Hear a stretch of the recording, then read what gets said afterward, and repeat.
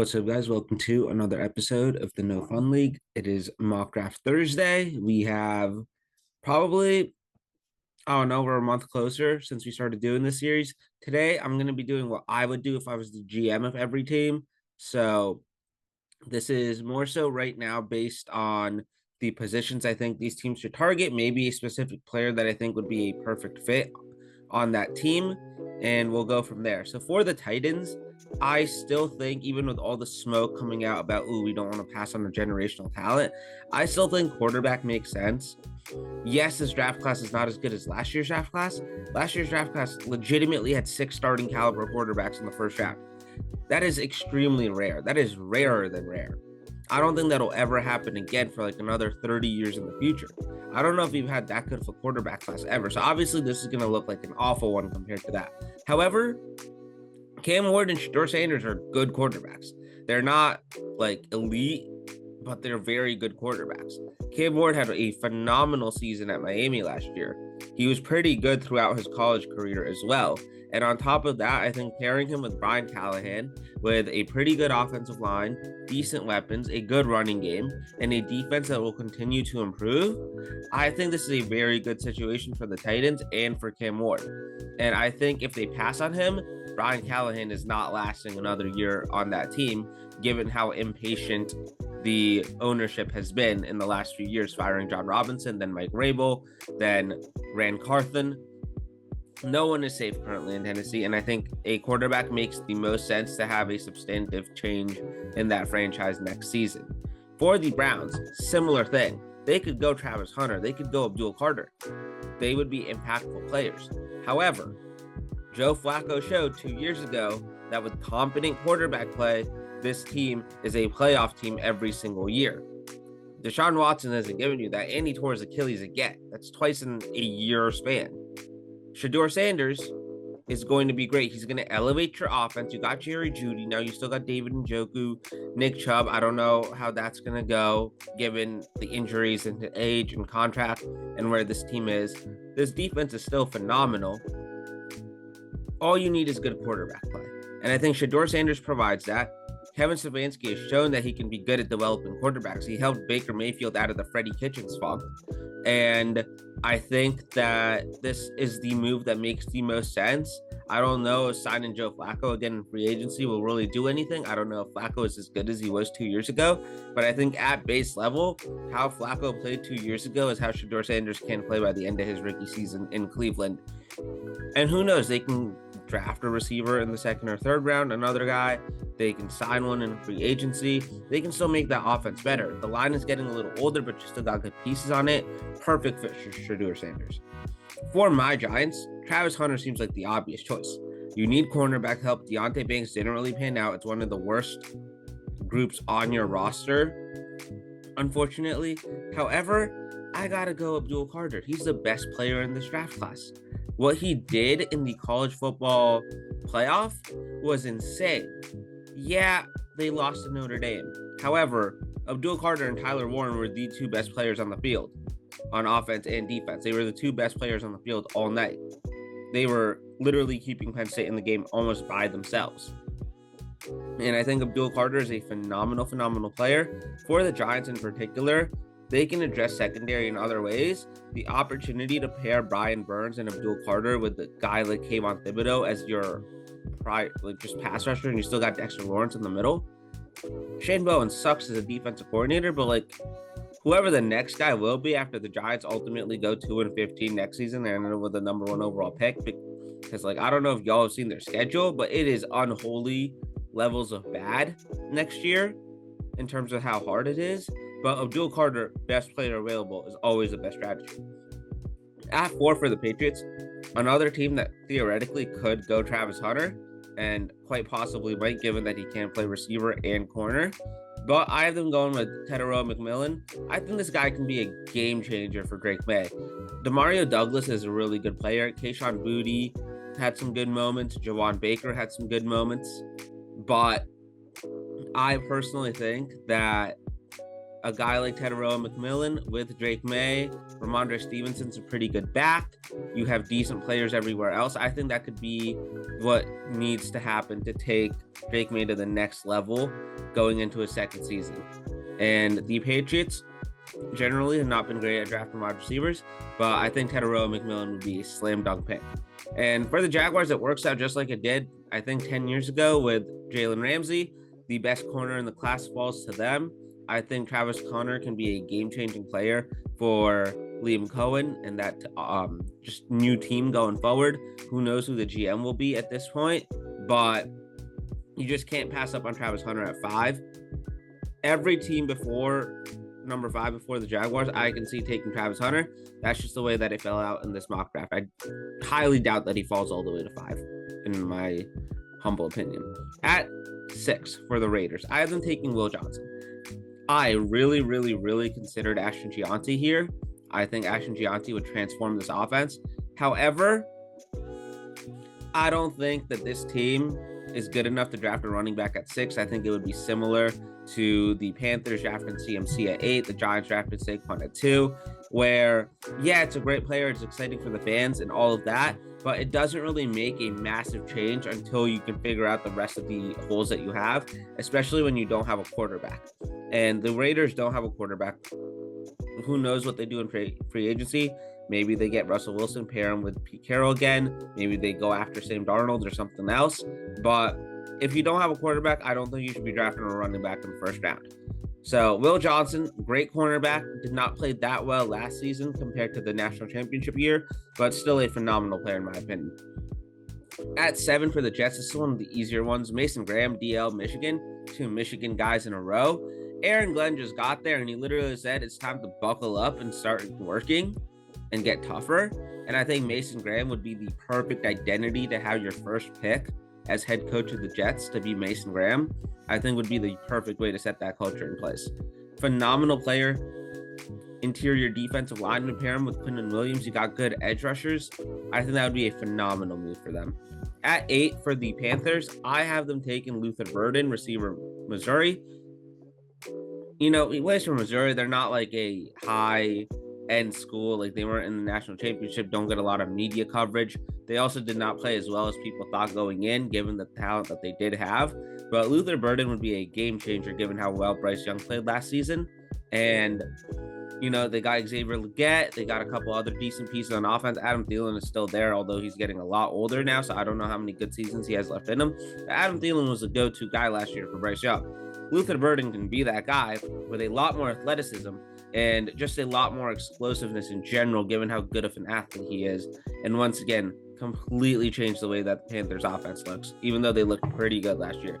At 9 for the Saints, I have them taking Jalen Walker, the linebacker from Georgia. Some of these players, by the way, PFF has ranked at a disastrous level. PFF is always a little janky, but it is the best mock draft simulator out there. But Jalen Walker is probably a top 15 player in this draft class. Some people have him in the top 10. Just a rangy do-it-all linebacker. He played in coverage. He played on the ball as well. Pretty good pass rusher. Can play in coverage if you want him to. You can also use him to spy on other quarterbacks. Just a rangy do-it-all player that the Saints need to build around. Like, no one has taken that job because they have very good little young talent that is really good. Like, they are extremely lacking in that regard. So whoever takes over, you gotta start out from somewhere, and I think Jalen Walker is a perfect building block. At 10 for the Bears, I have them taking Ashton Gianti. I did this in my first mock draft as well, but Ben Johnson getting hired there makes this even more likely, in my opinion, because yes, the offensive line needs some help in a major way. However, you know, a guy like Trey Smith is a free agent, and I fully expect the Bears to give him as much money as they possibly can. I think they will tempt him. I don't know if the franchise tag gets hit on him from the Chiefs after the season. Who knows? But Ashton Gianti with Caleb Williams, DJ Moore, Roma Dunze, with Ben Johnson cooking everything up would be absolutely insane. And I think it would be a extremely, extremely, extremely good young core to build around for the future for Chicago. At 11 for the Niners, Will Campbell is easily the pick here. They need offensive line help in the biggest way possible. Besides Trent Williams, they do not have another above average starter on that offensive line. I have given them an offensive lineman in every single mock draft because they need it so badly. There's not even any point in speculating on what else they could do. They have to go offensive line here, especially because Trent Williams is not getting any younger. He missed a lot of time last season, and it tanks your season when your one good offensive lineman isn't there. Brock Purdy's a great quarterback. Brock Purdy gets way too much hate, in my opinion. However, no one can do anything when Colton McKivitz is your best line. No one can succeed in that operation. They did have a good draft. They drafted some good young players on the offensive line last season, but you gotta keep adding to it in a major way. At 12 for the Cowboys, I have them taking Matthew Golden, the wide receiver from Texas. I think he's the third best receiver in this draft class easily. The way he played in the college football playoff was great. Really good athlete, gives him a jump ball guy Michael Gallup used to be like that, used to be their deep shot guy. And I think Matthew Golden gives you that compared to CeeDee Lamb, who's like your move it chains, do it all guy, like your wide receiver one. Matthew Golden is a perfect complementary wide receiver two to that. And then you got a couple of slot guys, Kawante Turpin and a couple of Jalen Coker, I think is still on that team. You got a couple. Jalen Coker might be on the Panthers. My bad. But you guys know what I mean. At 13 for the Dolphins, I have them taking Malachi Starks. Just another team that just needs a lot of defensive help. They might lose Javon Holland in free agency. That would be extremely bad for them. But I think Malachi Starks, even if you keep Javon Holland, is a perfect safety to have on the back end for the Dolphins going into next season. At 14 for the Colts, Tyler Warren, another easy pick. Like I said, Tyler Warren and Abdul Carter were the two best players on the field in the semifinal game between Penn State and Notre Dame. And keeping Chris Ballard, you kept Shane Steichen, Anthony Richardson is still the quarterback. You're going to bring in some competition. But whoever starts at quarterback, Michael Pittman Jr. is great. Josh Downs and Alec Pierce had pretty good seasons. But you need that second complementary weapon. Like, you need the reliable one. None of the other three guys are that reliable. Jonathan Taylor is a great back, but Tyler Warren just gives you an athletic beast at the tight end position that this offense has desperately needed since Dallas Clark was there. At 15 for the Falcons, this is something that they should have done last year. Drafted defensive edge rusher Mykel Williams to the Falcons. Another really, really great player, in my opinion. But imagine last year if they drafted Latu instead of Michael Penix Jr. And Michael Penix Jr. looked pretty good in his games, but that team needs defensive help. There's a reason why the defensive coordinator got fired after a season, but they should have done this last season. You can still redeem yourself. Mykel Williams would be a great fit on that defense.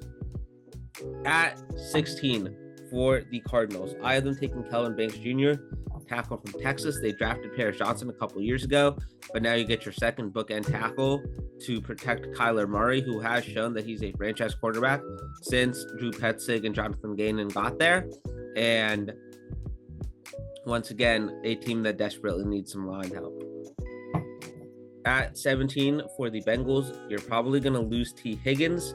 Emeka Egbuka, while not as explosive, probably not a top-end wide receiver one like T. Higgins is in the NFL.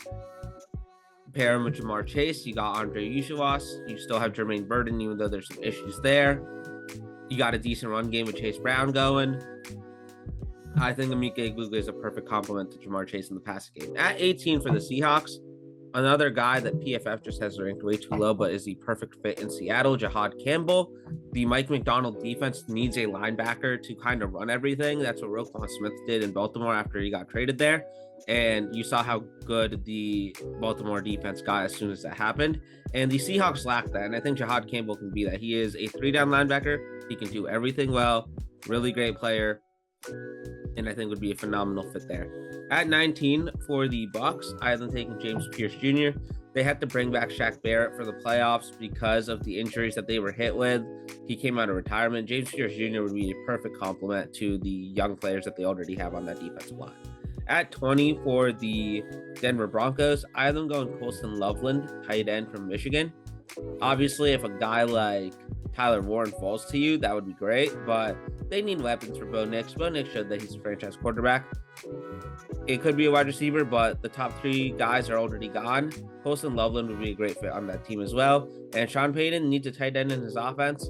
Jimmy Graham did such a good job in New Orleans when he was there with Sean Payton, and I think Colston Loveland could be similar to that.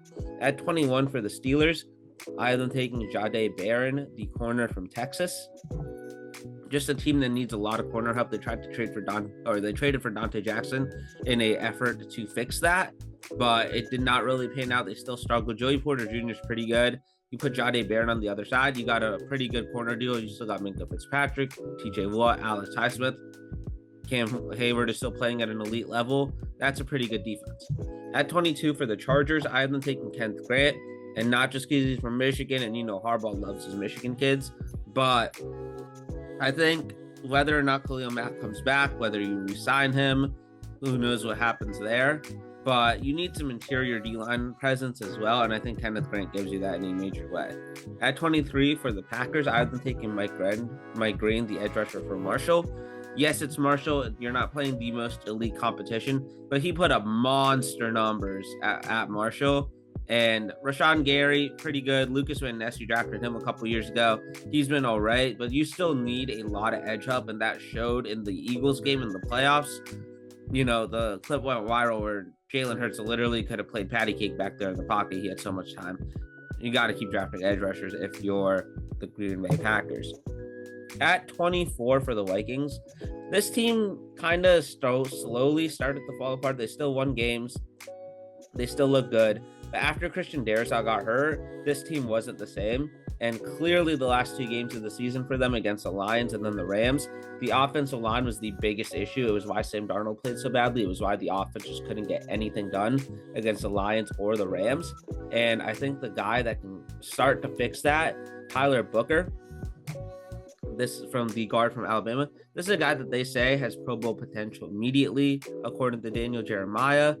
This is a guy that has, people at Alabama are saying that he has the same leadership qualities and tendencies as Will Anderson Jr., just on the other side of the ball at guard. You have Christian Darrisaw, Brian O'Neill is still there at right tackle, Garrett Bradbury at center. Tyler Booker would be a perfect guard to build around on this offensive line. Pair him with some of the other pieces, like I mentioned. This offense is all the talent in the world. This defense is great. You're most likely keeping Brian Flores. Kevin O'Connell still there. JJ McCarthy will most likely be the quarterback from what we've heard. Maybe it's still Darnold. Either way, you need to protect them, and Tyler Booker does just that. At 25 for the Texans, I have them taking Walter Nolan, the defensive lineman from Ole Miss. Another guy on the interior that has put up great numbers, pairing him with Will Anderson Jr. and Danielle Hunter. Insane defensive line, and I think yes, they need a lot of line help, and Josh Simmons makes a lot of sense, but I think defense is also extremely important, and getting more pressure on the quarterback is really important for this team, and I think they'll address the offensive line in a major way in free agency. At 26, I have the Rams taking Josh Simmons. He would probably go higher if not for the injury that he suffered this year, but him as your replacement for Rob Havenstein, whenever he retires, he can play guard too. I think just another great fit on that offensive line. Whether Stafford comes back or whoever your quarterback of the future is, once again, you have to protect them. At 27 for the Ravens, another team that needs offensive line help, Armand Membao can play guard. He can replace Patrick Mercari. He can also play tackle. If Ronnie Stanley ultimately retires or gets hurt again, a versatile player on the offensive line. Kind of like Elijah Vera-Tucker in some ways when he came out for the draft. And just again, the Ravens need offensive line help. We don't realize it because Lamar is so elusive, but they desperately need offensive line help. At 28 for the Lions, Jack Sawyer once again will be my mock draft pick because it's just perfect in so many ways. Just the mentality, how good he is, the position that he plays, the need that the Lions have, everything kind of comes together. Him on one side, Aiden Hutchinson on the other, you got Aleem McNeil on the inside. That's a pretty good defense. Yes, you lost Aaron Glenn, you lost Ben Johnson. The Lions are going to have a very interesting offseason to see if they can maintain the level of play that they've had the last few seasons and if they can build on it and actually have postseason success. But Jack Sawyer will be a massive difference on that defense immediately. At 29 for the Commies, once again, another guy that I think PFF just has ranked really low, Nick Emanwari, the safety from South Carolina. Just a rangy do-it-all playmaker. He can play in the box, he can cover, he can just be your traditional safety and drop back deep. But The Washington Commanders need all the help that they can possibly get on defense, and he does just that. For the Bills, another team that I think could use some help defensively, another guy that PFF has ranked pretty low, Derek Harmon, DL Oregon. This guy put some great numbers in the pass rush game. He is a good D tackle. Pairing him with Ed Oliver, I think, would do you a lot of good. Great move for them. For the Eagles, I don't know how Eagles fans will feel about this pick. I view them taking Josh Connerly Jr., the tackle from Oregon, a guy that I think is pretty good. You keep him behind Lynn Johnson, in my opinion, kind of groom him, similar to what they did with Cam Jurgens and Jason Kelsey. And you saw how well that's paying out with the offensive line continuously being good. Yeah, Mekhi Becton can maybe transition out of guard to tackle if you need him to. But Lane Johnson's getting older and older. He's still playing at a great level. If they win the Super Bowl, he might retire. If they lose, he might retire. Who knows what happens? He is older. He has taken a lot of hits. Josh Connerly Jr. is your succession plan. And also, Chase would probably draft him if he was up there, or if you left a good tackle on the board. So you kind of get best of both worlds. And for the Chiefs, I've been taking Shamar Stewart, the edge rusher from Texas A&M. They drafted Felix, can't pronounce his last name, a couple of years ago. He's been okay. You got George Karlaftis. Pair another good edge rusher on the other side. All the edge rushers you can get in a Spags defense is more the merrier, for real. That's what I have them doing. Thank you guys for watching. Let me know what you think in the comments. Peace.